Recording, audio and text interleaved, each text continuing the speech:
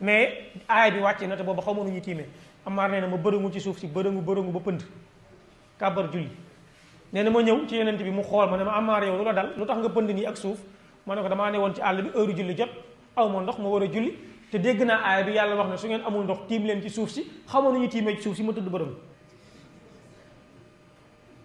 yonent bi alayhi salaam ne ko déedéet innama kaana yakfiika hakaza Ammaar déedéet doyoon na la nga def lii mooy lan an tadriba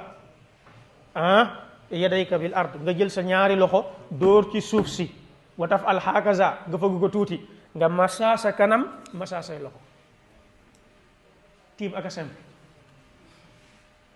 benn dóor ngay dóor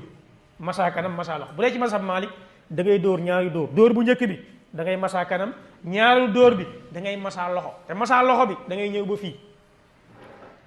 comme ni ñu koy gisee ci gaa ñi